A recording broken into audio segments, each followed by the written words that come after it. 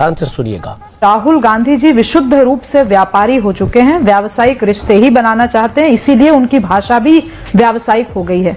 आजकल ये जैसे लोग गल्ला और दुकान की बात करते हैं, वैसे ये मोहब्बत की दुकान, इस टाइप की जुमलेबाजी ये अपने राजनीतिक करियर में इन्होंने जोड़ लिया है। कर्नाटक इलेक्शंस इन्होंने जीता नहीं कि फिर से इनके अंदर का जो भी विष है वो उबाल मारने लगता है। आप देखिए ये व्यक्ति कितना कल्चरली डीरेसिनेटेड है, तो मैं ऐसे व्यक्ति के बारे में क्या टिप्पणी करूं।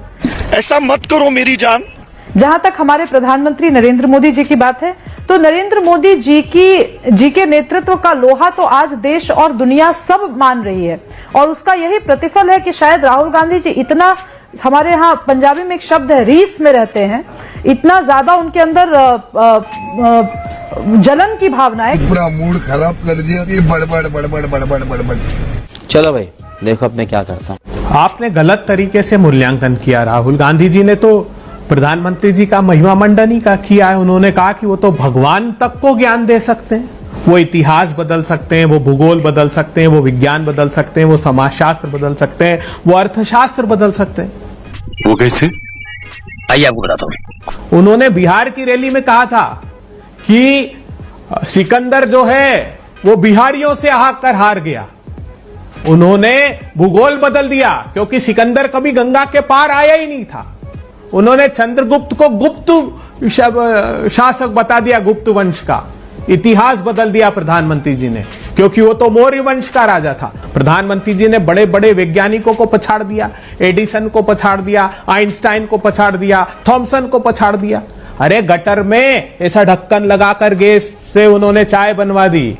उन्होंने तो रडार से विमान तक बादल में छुपा दिया प्रधानमंत्री जी ने। वाह मोदी जी, वाह वाह। जब से मोदी की सरकार आई है 2019 से, अमीश भाई, एक हिसाब से नफरत फैला दी है। ऐसा लग रहा है कि मुसलमानों के प्रति तो एक जंग सी छेड़ दी है बीजेपी सरकार ने। इनको कभी हमारे हिजाब से नफरत थी, कभी इनको हमारे खाने पीने से नफरत थी, तो कभी ये सबका साथ, सबका विकास, सबका विश्वास की बात करने लगे। तो मैं तो ये भी पूछ रहा हूं कि बताइए, कितने मुसलमानों को टिकट देके एमएलए बना दिया आपने, कितने मुसलमानों को टिकट देके मेंबर ऑफ पार्लियामेंट बना दिया, या कितने मुसलमान मंत्री आज वहां पे बैठे हुए पार्लियामेंट में, कैबिनेट में। जुम करो। आपको हमारे मदरसे से नफरत थी, आपने मदरसों को बुलडोजर के साथ कर दिया। तो फिर सबका साथ, सबका विकास तो एक जुमला हो गया। आपने कहा बेटी बचाओ, बेटी पढ़ाओ, नारी सम्मान करो, सबको नारी का सम्मान करना चाहिए, मगर वो भी जुमला निकला कि जब बिल्किस बानो के बलात्कारी को आपने गुजरात के अंदर रेमिशन देके छोड़ दिया, छोड़ा नहीं, उनको बाद में आपने टिकट दे दिया चुनाव लड़ने के लिए। आप क्रोनोलॉजी समझ लीजिए। 9 साल में फिर आपने मुसलमानों के साथ क्या किया वो भी सुनिए। मॉब लिंचिंग की वारदात इतनी बढ़ गई कि आए दिन कभी किसी को गाय के नाम पे, कभी जेएसआर के नाम पर शक की बुनियाद पर उठाकर मुसलमानों को कत्ल कर दिया, और बाद में जब वो आरोपी अरेस्ट हुए, बेल पे आए, तो उनका जाके अपने महामंडल कर दिया, उनको फूल हार पहनाए, उनकी आरती उतारी, उनको टिकट दिया, ग्लोरीफाई करके आपने उनको हीरो बना दिया। हमारे यहाँ ऐसा ही होता है।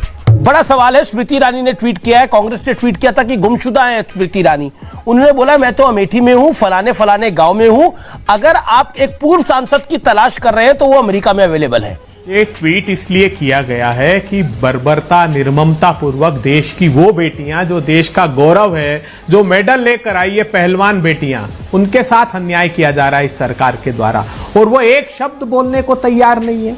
मैं पूछना चाहता हूं, इस देश के किसान जब आंदोलन करें, धरना करें, तो वो पाकिस्तानी और खलिस्तानी हो जाते हैं। इस देश का नौजवान जब अपने न्याय के लिए आंदोलन करे सड़कों पर योजना के खिलाफ, तो वो देशद्रोही हो जाते हैं। आज इस देश की बात का जवाब, आंसू बहा रहे, उनके साथ इतनी बर्बरता। प्रधानमंत्री जी मेडल जीत कर आई तो फोटो खिंचाया आपने, और आज ऐसी फोटो फ्रेम में उनको लाकर खड़ा कर दिया कि वो जार जार आंसू बहा रही है। तब हम पूछना चाहते हैं स्मृति ईरानी जी से, ये हुई ना बात। इस समय एक्सक्लूसिवली बातचीत करने के लिए जुड़ रही है केंद्रीय मंत्री स्मृति ईरानी। स्मृति जी, आपका अभिनंदन है।